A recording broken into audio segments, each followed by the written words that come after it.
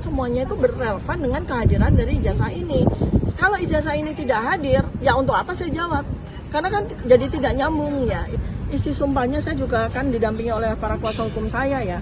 Isi sumpah itu agak riskan bagi saya untuk saya tanda tangani, dan secara undang-undang saya boleh untuk tidak menandatangani sumpah tersebut. Memuaskan syahwat ya. Satu orang saja APBN kita dirugikan.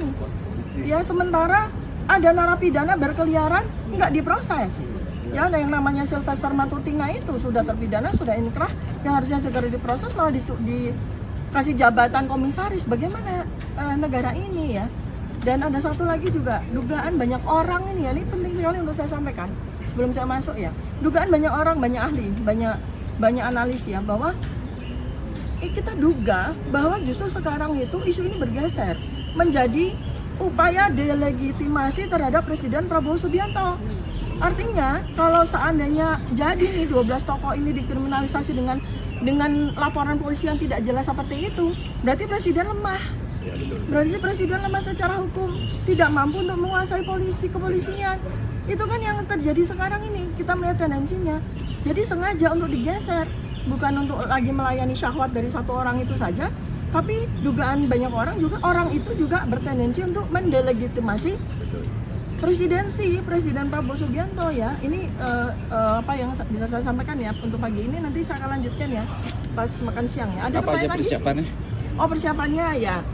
Ini juga pelajaran untuk semua rakyat Indonesia ya, bahwa kita ini benar-benar dengan pelajaran, dengan apa yang saya alami itu, jangan pernah buta hukum.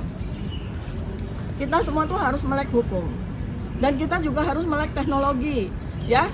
Anda baca tulisan kami, hasil penelitian kami, Anda akan tahu bahwa dengan teknologi yang sudah kami jelaskan di buku Jokowi's White Paper ini, sesungguhnya kebohongan itu nggak ada tempatnya lagi.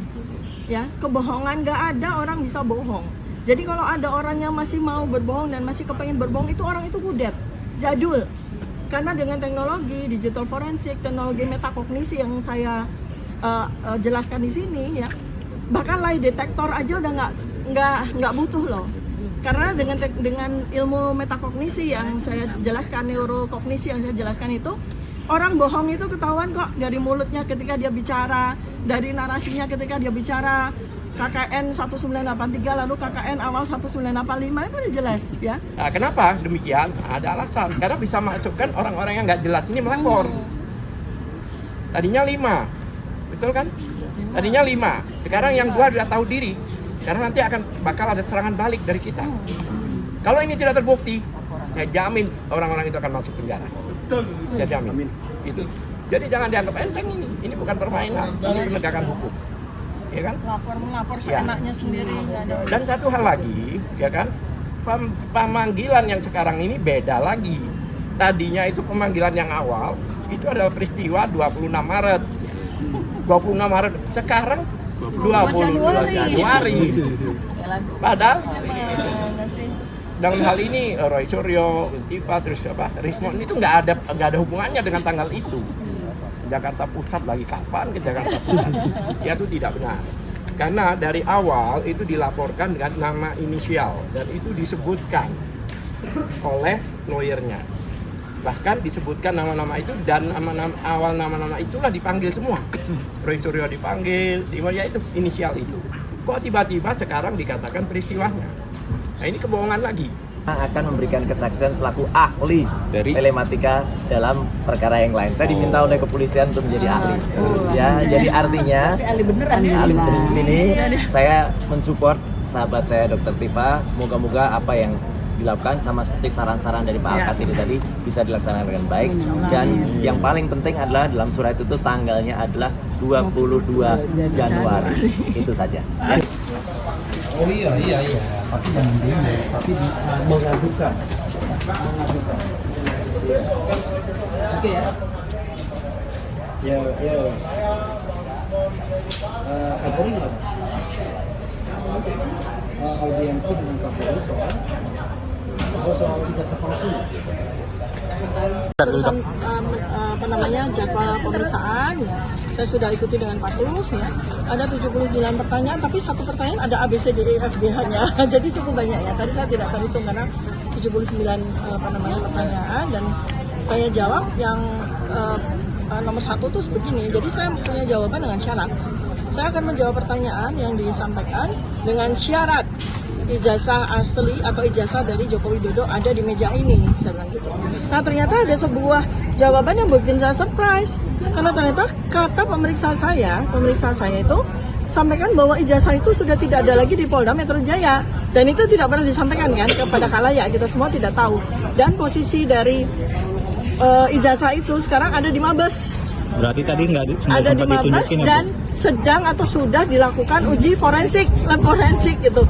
Nah, tentu saja saya langsung tanya, loh, kok tidak ada pengumuman apapun di media massa dan kemudian juga tidak ada rilis dari Polda Metro Jaya bahwa ijazah itu sudah tidak ada di sini, sebab dan sudah dibawa ke Mabes. Harusnya kan secara transparan PMJ Polda Metro Jaya harus sampaikan dong bahwa si ijazah itu sudah tidak ada di sini. Nah, kalau memang demikian, ya tidak ada relevansinya untuk bertanya kepada kita, karena katakanlah pasal-pasal yang dituduhkan kepada kami sebagai terlapor itu pasal-pasal yang semuanya itu berrelevan dengan kehadiran dari ijazah ini. Kalau ijazah ini tidak hadir, ya untuk apa saya jawab? Karena kan jadi tidak nyambung ya. Memang tadi isi sumpahnya saya juga kan didampingi oleh para kuasa hukum saya ya. Isi sumpah itu agak riskan bagi saya untuk saya tanda tangani, dan secara undang-undang saya boleh untuk tidak menandatangani sumpah tersebut. Karena begini, jadi dari seandainya nih nauzubillah min dzalik ya, tentu saja saya tidak ingin ini berkembang gitu kan ya. Saya ingin masyarakat tuh jangan sampai jadi korban kriminalisasi oleh satu orang ini loh gitu loh. Jadi jangan sampai polisi ini mengikuti syahwat dari satu orang gitu loh dan mengorbankan semua kepentingan. Karena ingat baik-baik ya bahwa kita beracara seperti ini ya, itu membutuhkan dana besar sekali, dan itu dana APBN, dana pajak rakyat ya.